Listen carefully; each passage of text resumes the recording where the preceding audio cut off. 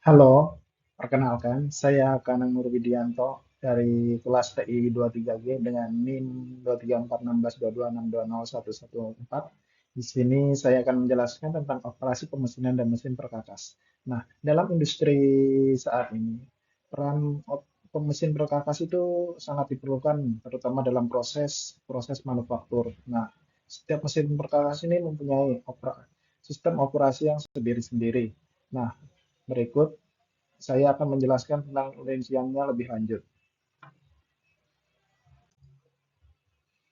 Nah, sebelum memulai, jadi untuk klasifikasi komponen pemesinan, di sini ada rotasional dan non-rotasional. Apa sih maksudnya? Nah, rotasional itu di sini benda kerjanya yang bergerak, tetapi alat potongnya yang berhenti. Nah, untuk yang non-rotasional itu sebalikannya. Di sini benda kerjanya yang diam, tetapi alat potongnya yang bergerak atau berputar. Nah, kemudian selanjutnya adalah bentuk permukaan potong. Nah, di sini ada strike turning. Apa yang dimaksud strike turning? Nah, di sini itu pemotongan secara lurus ya. Jadi dari depan ke belakang itu sejajar lurus. Kemudian ada taper turning. Taper turning itu bentuk potongan yang tirus. Jadi dia mengerucut. Kemudian ada contour tuning. Jadi dia pemotongan yang mengikuti bentuk benda yang dipotong. Jadi alat potongnya itu fleksibel, dia mengikuti bentuk benda kerjanya. Kemudian ada plane milling yaitu proses pemotongan bagian permukaan. Kemudian ada profil milling yaitu pembentukan sebuah profil dari benda kerja. Nah, kemudian ada bentuk pemotongan lagi. Nah, di sini ada form tuning. Form tuning itu di sini ada suatu pahat khusus, apa ya, alat potong khusus. Nah, jadi saat digunakan untuk pemotongan, nanti benda kerjanya itu mengikuti dari bentuk alat potongnya. Kemudian ada drilling atau pengeboran. Nah, biasanya digunakan untuk membuat sebuah lubang dalam sebuah benda kerja. Kemudian ada broaching. Broaching itu dia mirip seperti drilling, cuman dia itu lebih detail ya. Terus toleransinya sangat kecil, terus bentuknya juga tidak lurus. Di sini dia ada bentuk khusus untuk mengikuti benda kerjanya. Nah, kemudian ada kombinasi forming dan pergerakan alat. Nah, di sini ada sebuah pembentukan ulir ya dari sebuah proses mesin bubut. Nah, jadi kenapa dinamakan kombinasi? Nah, jadi bendanya berputar, terus pergerakan pahatnya juga ikut secara bersamaan, jadi secara otomatis. Kemudian ada yang slot milling. Nah, slot milling ini dia untuk membuat sebuah lubang profil T dalam sebuah benda kerja datar ya.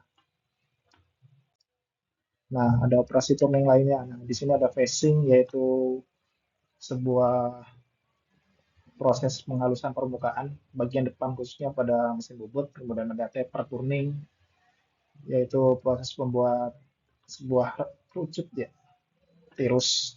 Kemudian ada contour turning jadi pemotongan yang mengikuti bentuk benda kerjanya. Kemudian ada form turning itu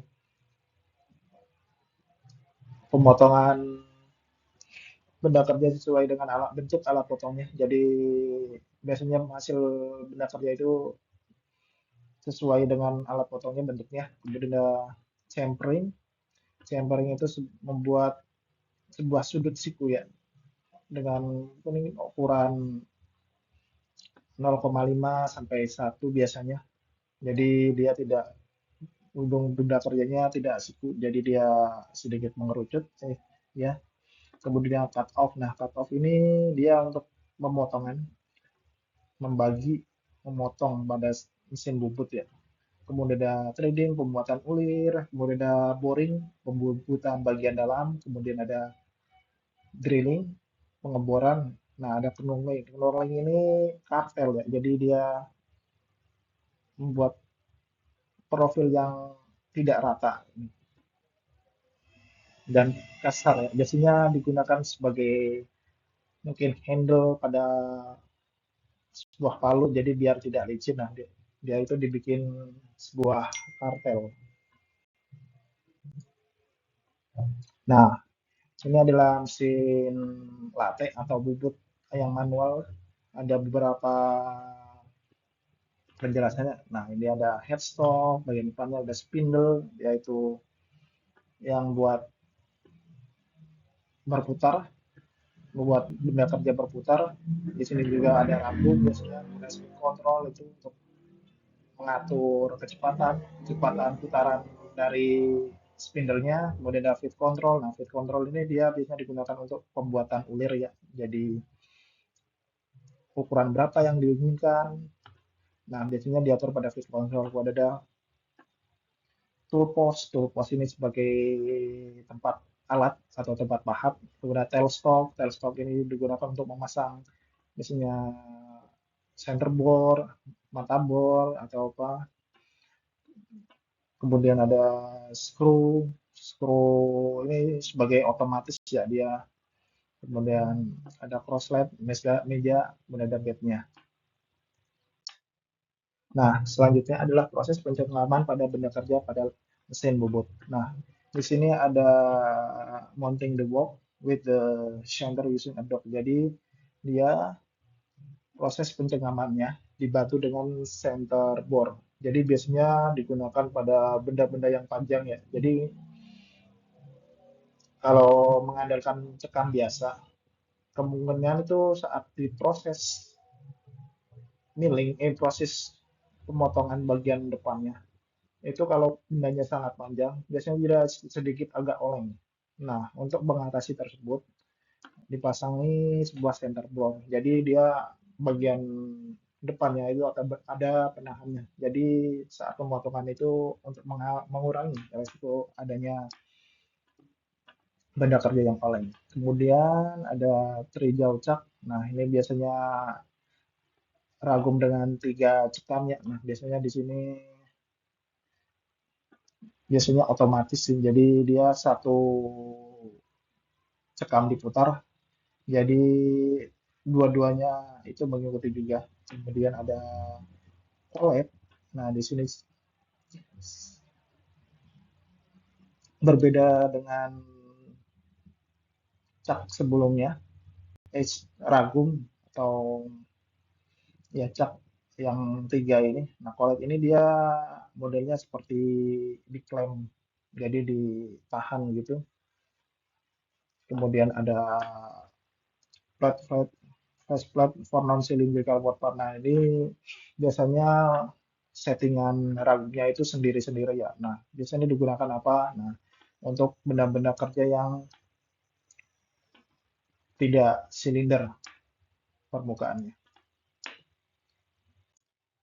Kemudian ada boring milling. Nah, di sini ada mesin vertical boring milling ya. Nah, di sini ada bagian cross rail itu buat sudah buat mengatur pahatnya ya, ukurannya mau dibikin berapa atau berapa. Nah, ini ada tool head, tempat tempat pahatnya, ada workpad, benda kerjanya, kemudian work table, meja kerjanya, kemudian ada base, kemudian ada situl head, kemudian side column. Nah, ini adalah sebuah contoh mesin drilling atau mesin bora. Nah, di sini ada table atau meja, meja kerja, ada spindle dia yang digunakan agar bornya itu berputar. Nah, adjustable head dia itu untuk untuk mengatur biasanya settingan tinggi rendahnya dari boring, kemudian ada head power. Nah, di sini biasanya terdapat gear-gear atau mesin atau kemudian kabel-kabel sebagai penggerak ya, agar ini spidol ini bisa berputar. Nah, dalam operasi mesin drilling, biasanya ada jenis-jenis beberapa proses seperti reaming. Nah, reaming ini dia seperti bor, tetapi untuk finishingnya, biasanya kalau bor kan itu sedikit kasar. Nah, kalau reaming ini dia agar permukaan hasil borannya itu halus, terus dengan tingkat presisian yang tinggi. Nah, kemudian ada tapping. Nah, tapping ini digunakan untuk membuat sebuah kulir pada sebuah lubang. Kemudian ada counter boring. Nah, counter boring itu sebuah bor, tapi dia ada ada dua dimensi yang berbeda. Nah, kegunaannya untuk apa? Biasanya digunakan untuk membuat lubang agar bisa dipasangi baut. Nah, baut ini kan misal ada baut L itu kan biasanya kepala bautnya bulat. Nah, agar bisa dipasangi baut tersebut, terus permukaannya tidak nongol, nah biasanya digunakan counter boring ini.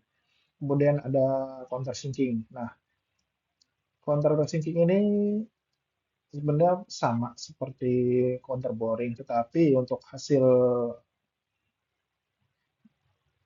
dimensi hasil bor bagian atasnya itu dia kerucut. Nah, kegunaannya untuk apa? Sama, kegunaannya untuk memasang baut, terutama baut-baut yang dia permukaannya itu mengerucut, baut plus, biasanya sih baut-baut plus ya. Kemudian ada center drilling. Center drilling ini untuk membuat sebuah lubang, biasanya digunakan untuk pengawalan bor biar bisa step by step nanti meningkat, atau untuk pemasangan dari shutter drill. Kemudian ada spot facing, itu adalah penghalusan bagian area sekitar dari lubang yang telah dibor. Jadi nanti biar bisa dipasang misal nut atau washer atau ring. Nah, ini adalah bagian-bagian mesin milling. Ada mesin milling horizontal dan ada mesin milling vertikal. Bagian-bagiannya sama ya, jadi ada column, speed motion, putaran, kemudian head, bagian olah, work table, area kerja, cutter itu sebagai tempat pemasangan kolong, ada saddle, ada ini, ada base-nya, nah, ada juga arbor sebagai tempat untuk memasang alat potong. Nah, dalam mesin milling itu ada beberapa nama proses. Nah, seperti konvensional press milling atau milling, pemotongan milling konvensional biasanya itu hanya satu arah ya, kayak permukaan aja, permukaan benda kerja saja, terus profilnya rata gitu. Terus ada partial press milling, yaitu sebagian sisi dari benda kerjanya itu yang biasanya yang diproses. Kemudian end mill. Nah, end mill ini dia bisa dikatakan alat potong juga ya. Jadi dia fleksibel, bisa digunakan untuk milling kayu, milling logam, atau milling plastik. Kemudian ada profil milling. Nah, profil milling ini digunakan untuk membuat sebuah bentuk dari benda kerjanya. Kemudian ada pocket, itu sebutannya kubangan mungkin. Lubang, lubang bisa dikatakan lubang juga ya. Jadi membuat sebuah pocket. Sebenarnya sama prosesnya seperti milling, hanya mungkin proses pembuatannya saja yang berbeda. Kemudian ada surface contouring, yaitu contouring, jadi dia milling, proses pemotongan yang mengikuti benda kerjanya. Nah, di era sekarang penggunaan mesin milling dan mesin tuning itu udah semakin maju ya. Nah, jadi sekarang itu biasanya banyak digunakan mesin-mesin tersebut dengan berbasis CNC. Nah, apa itu mesin CNC? Mesin itu adalah komputer numerical control. Jadi dia ada sebuah komputer dalam mesin tersebut. Nah, biasanya digunakan apa dia? Untuk kegunaannya itu sangat banyak ya. Bisa buat setting parameter atau apa. Jadi dia biar bisa berpuas secara otomatis. Jadi tidak perlu lagi secara tenaga manusia dalam semua proses, keseluruhan proses ya. Misal dari awal sampai akhir itu. Jadi sangat berguna terutama untuk industri-industri besar ya. Banyak keuntungan yang didapat dari penggunaan mesin CNC ini seperti